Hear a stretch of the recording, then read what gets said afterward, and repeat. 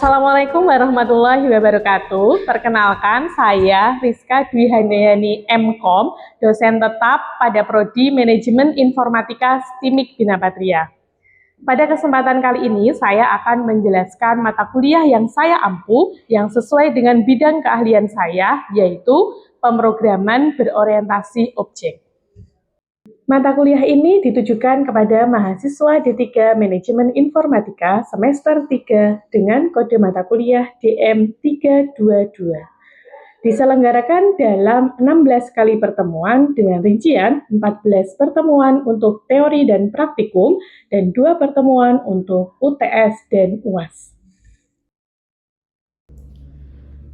Mata kuliah ini membahas terkait dasar-dasar pemrograman Java, 4 pilar pemrograman berorientasi objek meliputi enkapsulasi, abstraksi, pewarisan atau inheritance, dan polimorfisme.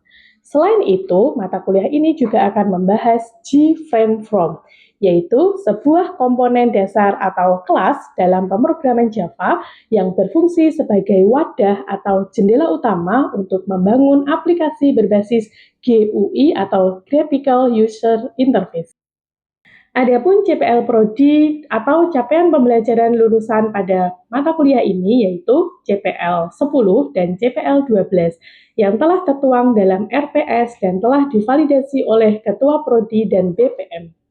Capaian pembelajaran mata kuliah yang diharapkan antara lain CPMK 1, yaitu mahasiswa mampu menjelaskan pemahaman mengenai konsep dasar sistem komputasi sebagai dasar sistem informasi. CPMK 2, yaitu mahasiswa mampu mengimplementasikan dasar-dasar sistem komputasi pada suatu kasus sebagai dasar sistem informasi. Dan CPMK 3, mahasiswa mampu merancang atau menciptakan aplikasi sederhana yang dibutuhkan oleh organisasi tertentu atau UMKM. Model pembelajaran pada mata kuliah ini yaitu Project Based Learning dengan metode presentasi interaktif, demonstrasi, praktek, kolaborasi kelompok, dan respon kreatif, serta discovery learning dan contextual teaching learning atau CTL. Referensi mata kuliah ini yaitu buku referensi karya ahli, serta artikel jurnal bereputasi yang memiliki nilai kebaruan agar mahasiswa mampu mengikuti perkembangan ilmu pengetahuan dan teknologi masa kini. Baik, berikut adalah proses pembelajaran mata kuliah pemrograman berorientasi objek pada pertemuan keempat dengan tema konstruktor dan destruktor. Mari kita simak. Assalamualaikum.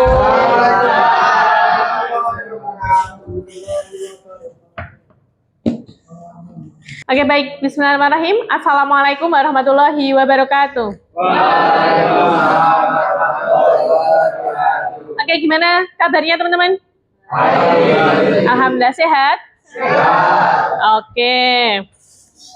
Langsung saja kita mulai pembelajaran pada pagi hari ini dengan membaca doa sesuai keyakinan masing-masing ya. Monggo doa dipersilahkan.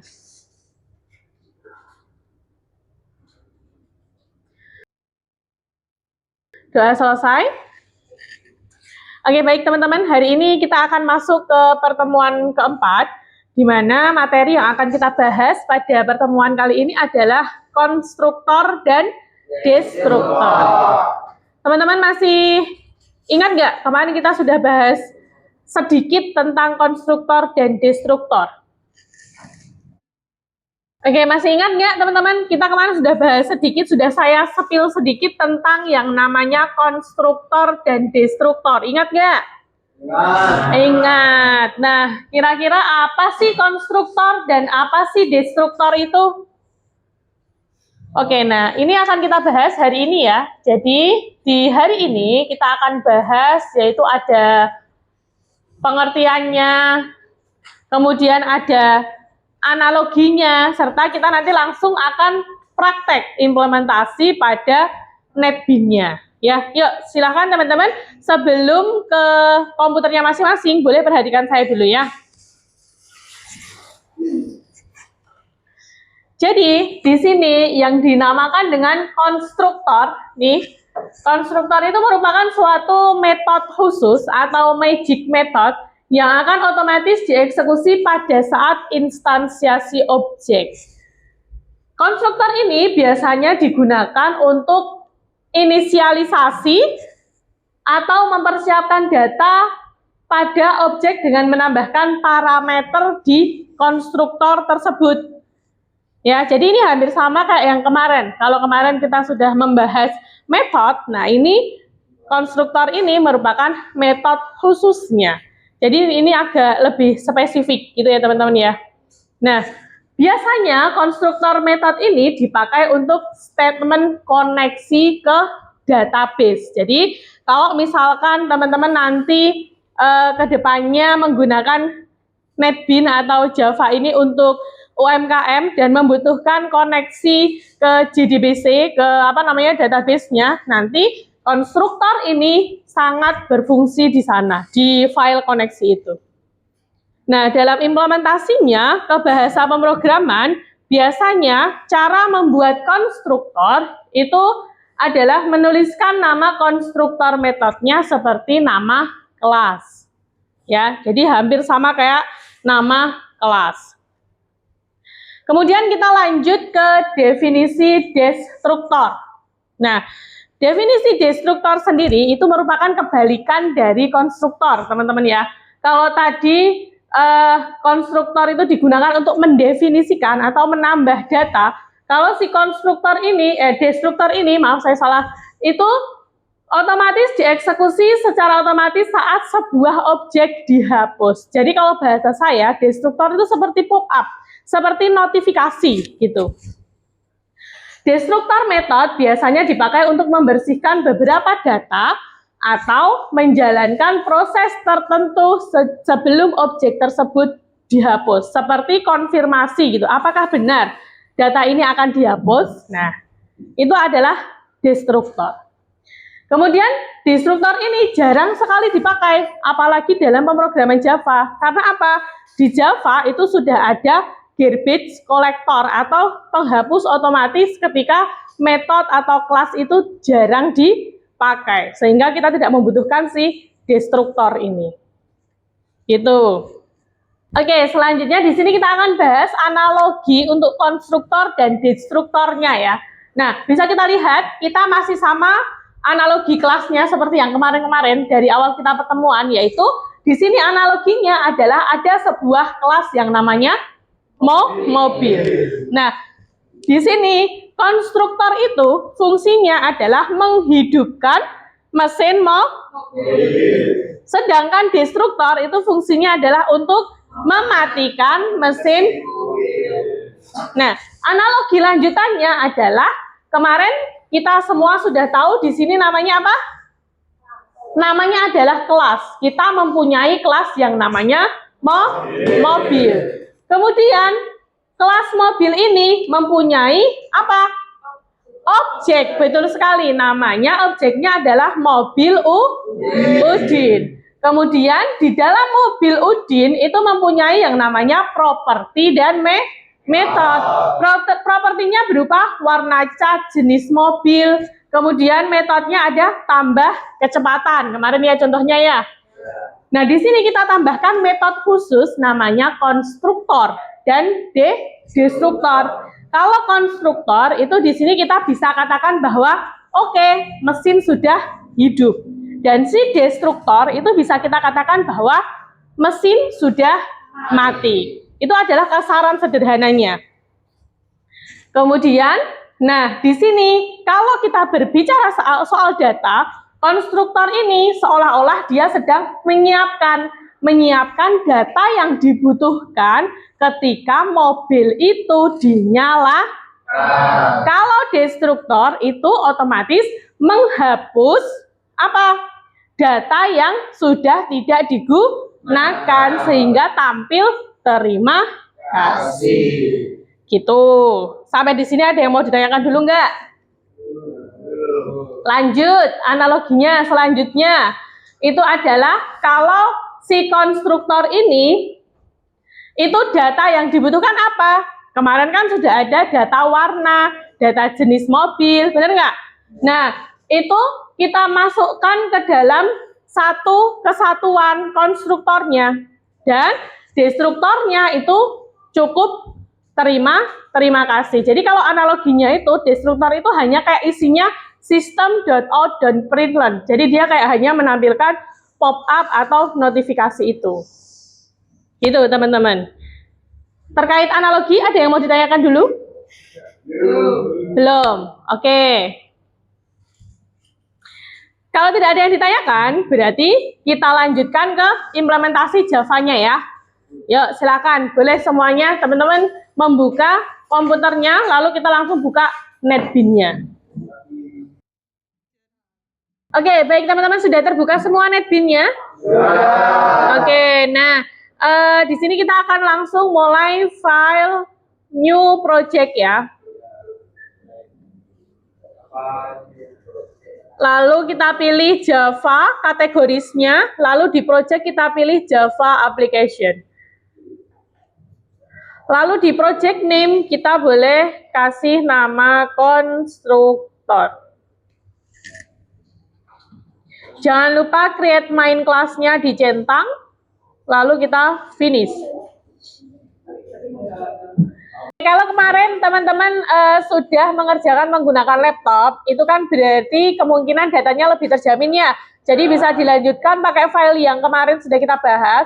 Tapi kalau misalkan yang di komputer ini sudah terhapus, berarti silahkan buat file baru. Nah, di sini kita akan buat namanya konstruktor ya. Di konstruktor ini yang pertama kita akan deklarasikan yang namanya properti dulu. Properti. Kemarin propertinya ada apa aja? Nama. Nama ini tipe datanya apa? String. Public? Void enggak? Enggak yakin. Public? Public string dulu kan? Nama? Oke, lalu ada public int harga barang. Kemudian ada string varian. Oke, setelah kita buat propertinya, selanjutnya kita akan buat konstruktornya, teman-teman.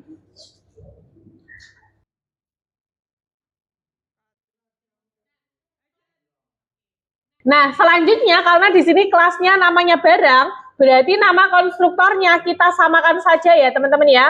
Yaitu namanya adalah barang. Berarti langsung seperti kita membuat nama kelas. Berarti apa? Public barang. Betul sekali. Lalu kita kurung buka, kurung tutup. Oke, di kurung buka, kurung tutup ini kita akan deklarasikan lagi properti yang tadi sudah ada, yaitu apa aja? String input nama. Nah, ini kita buat agak berbeda biar nanti teman-teman bisa lebih enak memahaminya ya. Lalu ada int input harga, lalu ada string input varian. Kemudian setelah kita tuliskan seperti ini, seperti yang ada di depan ini, nah nanti di bawahnya kita deklarasikan bahwa yang kita maksud input nama itu sebenarnya adalah nama barang, gitu ya. Caranya gimana? Oke. This, apa fungsi this?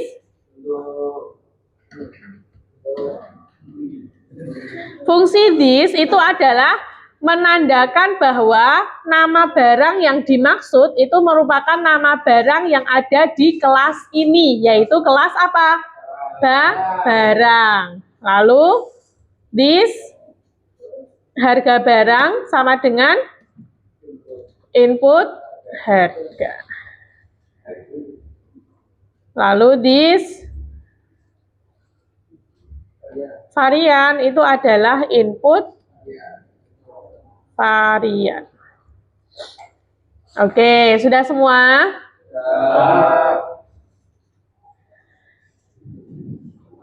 Oke. Kemudian ini kan tadi di kelas barang ya. Kemudian kita masuk ke main kelasnya, itu tinggal kita panggil, kita buat objeknya. Oke, di bawah to do kode application ya. Caranya gimana? Barang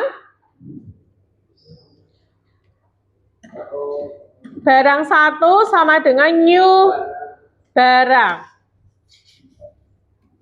Lalu kurung buka, kurung tutup.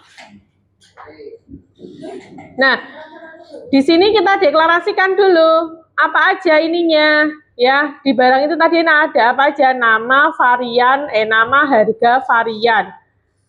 Berarti namanya karena tadi string harus memakai petik. Namanya adalah barang apa?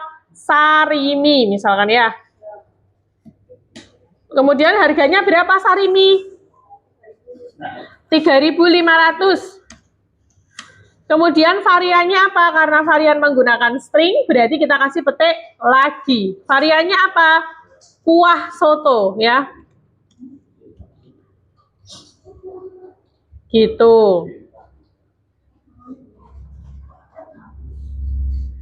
Sudah? Ya. Sudah. Coba kita run. Oke, apakah muncul datanya teman-teman? Belum. Nah, kira-kira kenapa? Apakah ada yang tahu? Belum ada datanya, Bu. Karena belum ada, benar nih yang tadi kata Mas Dimas, karena belum ada apa Mas? Nah, karena belum ada sistem .out.println. Jadi itu kita buat di kelas barang ya. Jadi itu adalah metode yang lain juga, yaitu berarti public cetak info barang. Oke. Nah, di sini baru kita kasih apa? System.out.println. Nama barang ini adalah, lalu kita panggil si nama barang atau maaf saya salah. Kita panggil si input nama. Kalau kita panggil input nama kira-kira benar atau salah? Benar atau salah? Salah. Harusnya kita panggil nama barangnya. Oke. Kemudian kita sistem, kita boleh copy paste saja biar cepat ya. Di bawahnya harga barang. Lalu kita panggil harga barangnya. Kemudian yang terakhir varian. Oke, kemudian sudah semuanya sudah ditulis? Sudah. Kita masuk ke main kelasnya. Nah, di sini kita panggil barang 1 dot cetak info barang. Kemudian setelah itu kita run. Oke. Apakah muncul? Muncul, teman-teman. Berhasil semuanya berarti ya? Ada yang error-error dulu nggak? Wah, sip. Josis kalau gitu berarti. Oke, nah, karena teman-teman sudah berhasil, karena teman-teman ada yang mau ditanyakan dulu tidak? Belum. Kalau belum ada, berarti silakan sekarang teman-teman mencoba membuat konstruktor baru di kelas baru. Jadi silakan teman-teman membuat Java kelas baru, lalu tambahkan konstruktor di dalamnya. Temanya bebas. Nanti siapa yang sudah selesai nomor 1, maka nanti saya akan kasih nilai keaktifan untuk teman yang tadi sudah selesai pertama kali tadi. Gitu ya. Waktunya saya kasih 15 menit cukup? Cukup. Oke, silakan boleh mulai dikerjakan.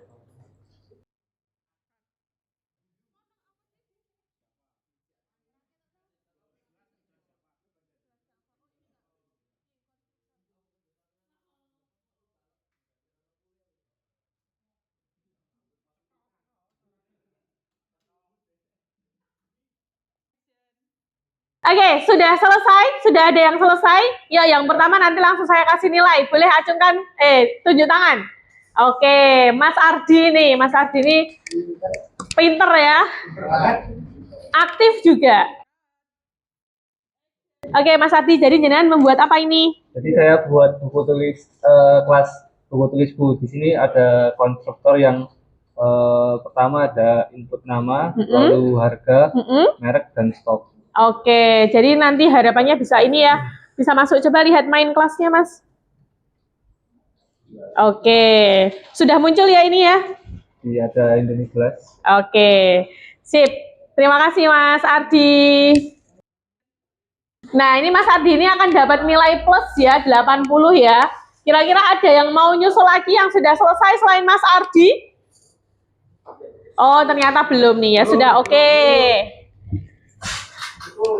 Saya nilai dulu. Oke, baik teman-teman, tentang destruktor ada yang mau ditanyakan dulu tidak? Saya Bu. Oke, yuk, silakan Mas Farhan. Untuk contoh destruktor pada aplikasi yang nyata itu apa Bu? Oke, pertanyaan yang bagus dari Mas Farhan nih teman-teman. Coba perhatikan dulu ya. Contoh implementasi destruktor pada aplikasi yang nyata. Aplikasi yang nyata itu maksudnya aplikasi yang sering kita gunakan gitu ya Mas Farhan ya? Iya Bu. Oke, nah contoh sederhananya adalah pada WhatsApp. Di sini apakah ada yang tidak menggunakan WhatsApp? Tidak. Masa semuanya pakai WhatsApp kan? Ya, nah di aplikasi WhatsApp ini contohnya adalah apabila kita misalkan sudah mengetikkan pesan, misalkan gitu ya, lalu kita pengen hapus pesan itu untuk kita sendiri atau untuk semuanya. Itu kan ada pop-up, bener nggak? Yeah. Apakah Anda akan menghapus pesan ini untuk semuanya? Gitu kalau nggak salah ya? Yeah. Lalu ketika kita klik iya, maka pesan itu akan otomatis terhapus. Nah, destruktor itu apa? Itu tadi konfirmasi, pesan konfirmasi atau pop-up konfirmasi untuk jenengan. Apakah benar data ini akan dihapus? Seperti itu Mas Farhan. Baik Bu, terima kasih penjelasannya. Oke, sudah paham? Sudah. Sudah. Ada lagi yang mau ditanyakan? Cukup? Sudah paham ya konstruktor dan destruktor? Oke, berarti kalau sudah paham silahkan teman-teman saya beri tugas untuk dikerjakan di rumah. Silahkan bisa buat kelas baru lagi dengan membuat konstruktor yang lain. Jadi teman-teman di sini tugasnya adalah membuat file baru dengan main kelas baru dan Java kelas baru, minimal terdiri dari 3 kelas Java. Lalu di masing-masing kelas harus ada konstruktornya. Gitu ya teman-teman ya. Nanti tugas akan saya upload di Siakat kita. Ada yang mau ditanyakan?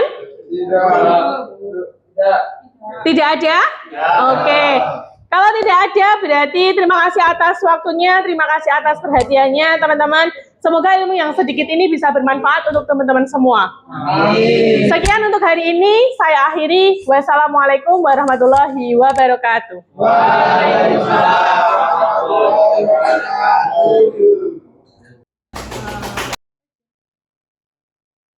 Sekian rekaman video pembelajaran mata kuliah pemrograman berorientasi objek pada program studi manajemen informatika STIMIK Bina Patria.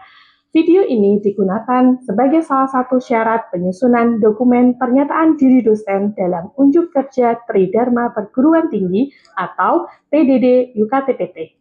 Semoga dengan video ini bisa menjadi pertimbangan yang baik dalam proses penilaian sertifikasi dosen gelombang 1 tahun 2026. Akhir kata saya ucapkan terima kasih. Wassalamualaikum warahmatullahi wabarakatuh.